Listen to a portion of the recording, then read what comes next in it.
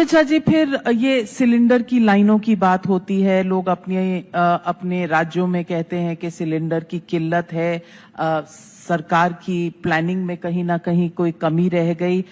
बल्कि लोगों को तो ये भी चिंता है कि पाकिस्तान मध्यस्थता कर रहा है और भारत साइड में खड़े होकर देख रहा है, हमारी फॉरेन पॉलिसी में कुछ कमी रह गई। देखिए नाविका जी, अच्छा किया आपने सवाल पूछा। मैं आपके टाइम्स नाउ के समिट के माध्यम से देश की जनता को कुछ जरूर कहना चाहता हूं।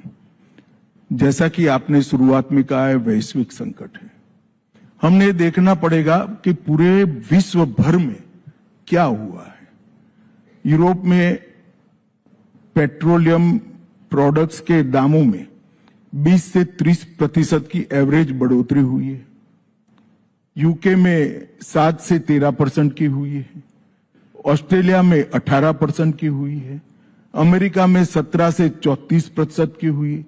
वियतनाम में 50% की हुई है। पाकिस्तान में 17 से 20% की हुई है।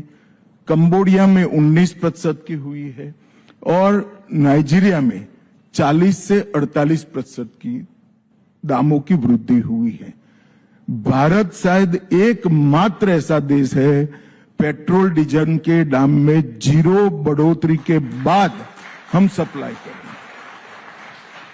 और दूसरी दृष्टि से देखें, आज प्रधानमंत्री जी ने रामनवमी के दिन देश की जनता को एक बड़ा तोहफा दिया।